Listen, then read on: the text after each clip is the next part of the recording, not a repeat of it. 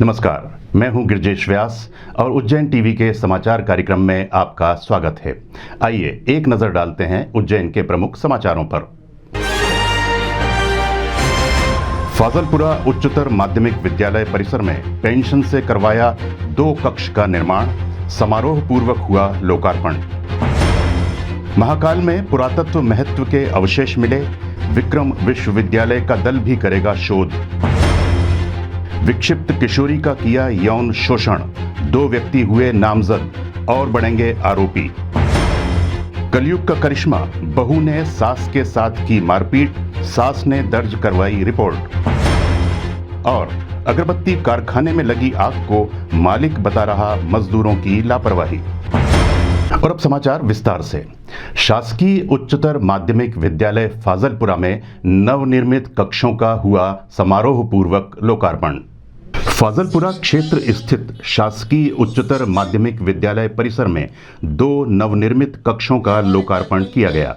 समाजसेवी स्वर्गीय भवानी सिंह मंडलोई की स्मृति में उनकी धर्मपत्नी चंदाबाई ने यह सत्कार किया।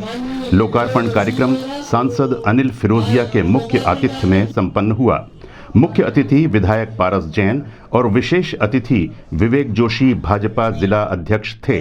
प्राचार्य डॉक्टर स्मिता करंजगांवकर और प्रभारी प्राचार्य राम सिंह मंडलोई ने भी अपनी उपस्थिति दर्ज कराई। आज हमारे यहाँ एक श्रीमती शांताबाई मंडलोई जी, उनके द्वारा 2 कक्ष बनवाए गए हैं शासकीय उमा विद्यालय फाजलपुरा में। और वास्तव में इस आधुनिक युग में भागम भाग में इतनी महंगाई में अपनी पेंशन को बचाना, अपनी पेंशन को बचा के और पैसा एकत्रित करना और उसके बाद स्कूल के भवन बनाना और ऐसे में ही अपने बच्चों की भी उच्च शिक्षा करना, सामाजिक दायित्व निभाते हुए उन्होंने एक प्रेरणा देने का काम किया है। उसी का आज लोकार्पण था स्कूल के कक्षों का, उसमें हम आए हैं और हम ऐसी शांताबाई को सम्मान करके खुद गौरवान्वित महसूस कर रहे हैं कि उन्होंने इतना एक बढ़िया सौगात दी। मंडलोई परिवार द्वारा जो यहाँ शिक्षक थे उनके, आज वो हमारे बीच में नहीं है। उनकी धर्मपत्नी ने यहाँ पर 2 कक्ष बनाए। मैं कहना चाहता हूँ कि इससे लोग वास्तविक में प्रेरणा लें, क्योंकि आदमी की ज़िंदगी एक पानी के बुनबुने के समान है। कब पानी का बुनबुना समाप्त हो जाए, कब आदमी की ज़िंदगी समाप्त हो जाए, पता नहीं चलता है। लेकिन ऐसे काम यदि सेवा के करते हैं तो सदैव हजारों साल तक उसको याद किया जाता है। ये माता जी ने हमको बहुत मुश्किल से पढ़ाया था और उस समय ऐसी स्थिति थी कि लोग पढ़ नहीं पाते थे, तो उन्होंने 2 रुपये की मजदूरी कर करके पढ़ाया। हमने सोचा कि इनकी पेंशन अब खर्च नहीं करने देना है, तो बहुत सारी राशि इकट्ठी हो गई, 7-8 लाख के करीब। तो उन्होंने कहा कि हम मंदिर में 2 कमरे बनवा देते हैं। लेकिन मेरी प्रेरणा ये थी कि मेरे दिमाग में आया कि मंदिर तो बहुत सारे लोग दान करते रहते हैं, इसलिए स्कूल में 2 कक्ष बनवा दिए जाए इस राशि से। तो फिर मेरी बात उन्होंने मान ली और स्कूल में 2 कमरे बनाने के लिए मेरे को स्वीकृति दे दी। स्कूल बनवा लिया बच्चा के पढ़ने लिए, बच्चा और अच्छी तरह रखे हमारे। कितने वर्ष तक राशि इकट्ठी करी आपने? 10 साल से। हाँ, 10 साल से। कितनी राशि थी आपने? मैंने 7 लाख। आपने बच्चों को ही पढ़ाया और पैसे भी इकट्ठे करे, कैसे करे आपने? काम का बचत कर करके कराया। काम भी करा आपने? हाँ, काम भी करे हमने। क्या काम करा? 2 रुपये रोज नींदे हमने।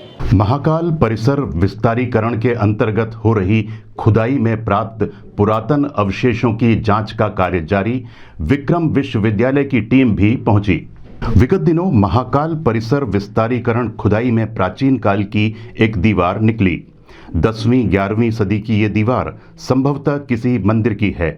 पुरातत्व महत्व के इन अवशेषों पर गहन जांच के लिए विक्रम विश्वविद्यालय के प्राचीन भारतीय इतिहास, संस्कृति एवं पुरातन अध्ययनशाला की एक टीम भी पहुंची है। इस टीम में डॉक्टर R.K. अहिरवार विभागाध्यक्ष के अलावा डॉक्टर हेमंत लोदवाल, डॉक्टर रितेश लोट और डॉक्टर अंजना गौर भी हैं।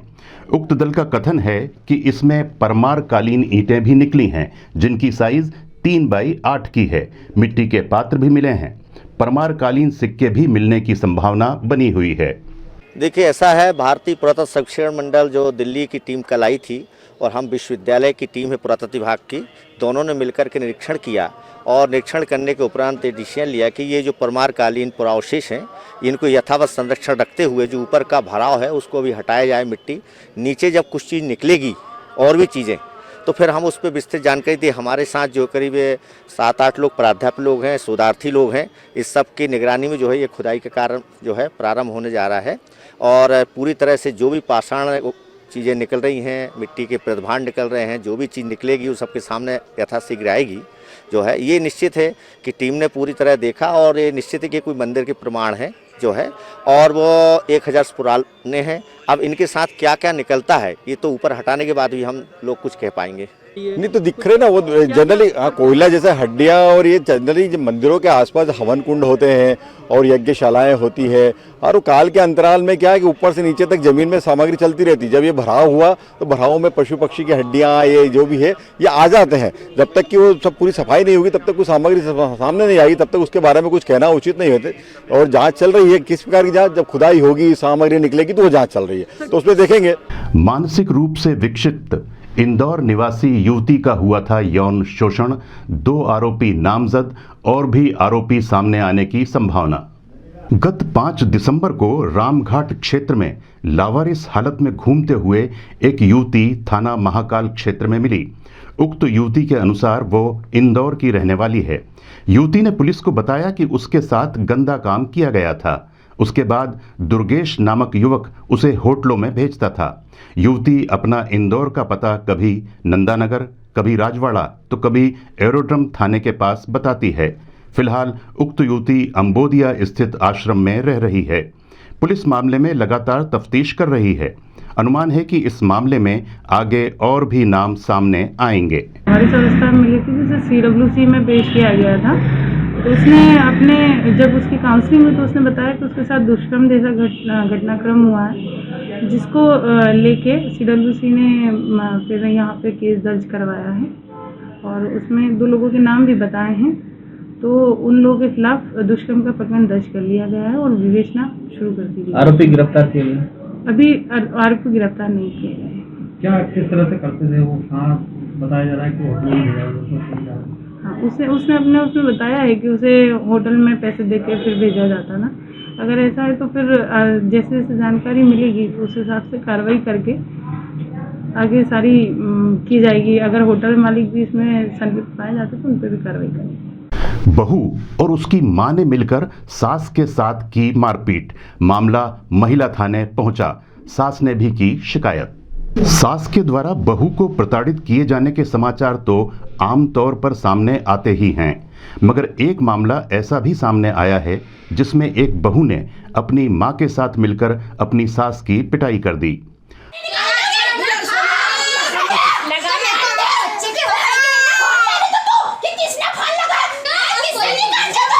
उक्त घटना के बारे में जानकारी देते हुए ससुर राकेश लोधा ने बताया कि बहू ने दहेज प्रताड़ना का मामला दर्ज करा रखा है और आए दिन मायके से आकर सास के साथ मारपीट करती है।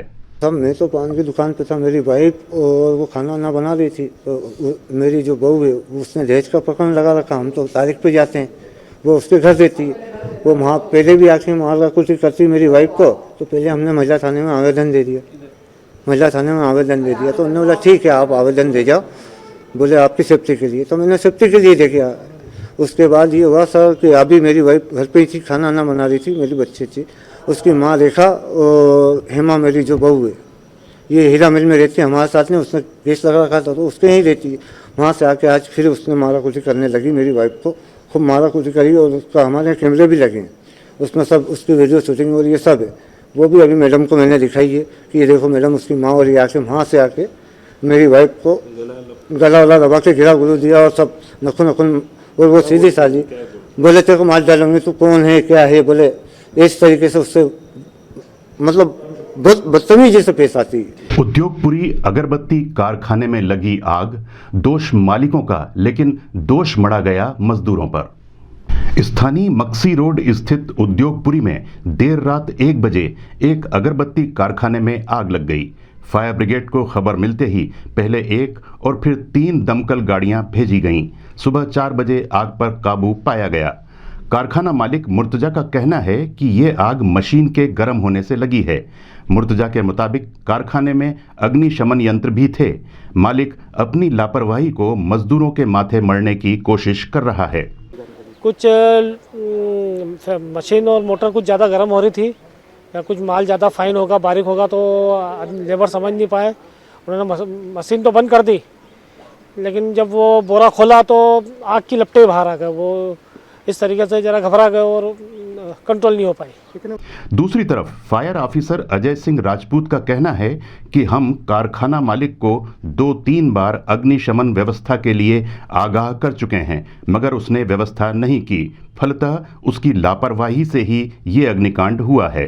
में ये इनका जो बरादा बनाने का कारखाना है, तो ऑफिस से, मेन ऑफिस से 3 गाड़ियाँ, पहले 1 गाड़ी मक्सी सब स्टेशन की भेजी गई, उसके बाद और आग ज़्यादा थी तो 3 गाड़ियाँ वहाँ मेन स्टेशन से भेजी गई और चारों गाड़ियों ने रात भर में मिलके रात में आग बुझाई। और ये कितने बजे कवर हुई थी?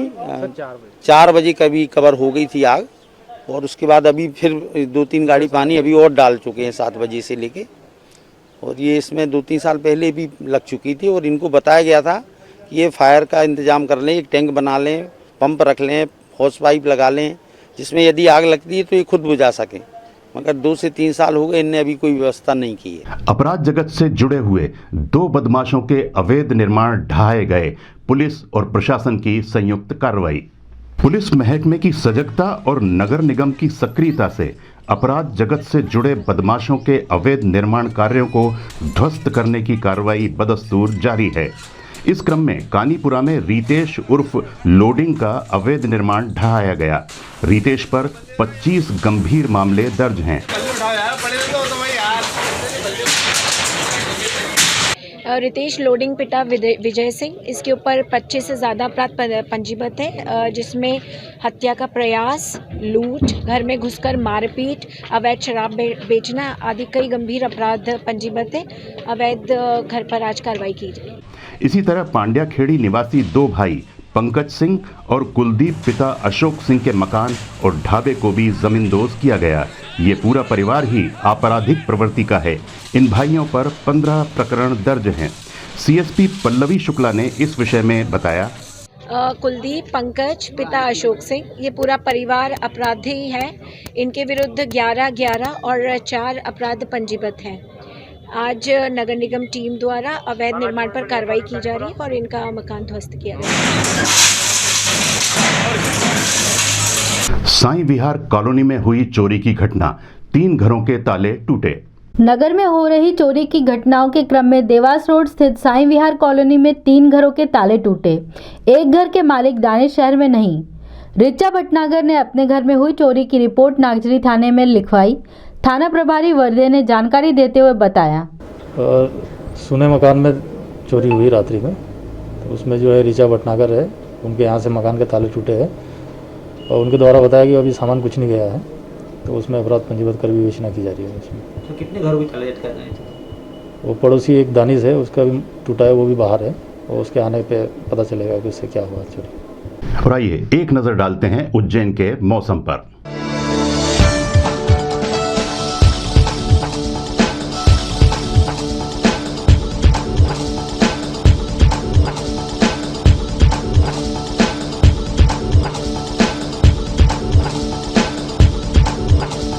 अंत में प्रमुख समाचार एक बार फिर।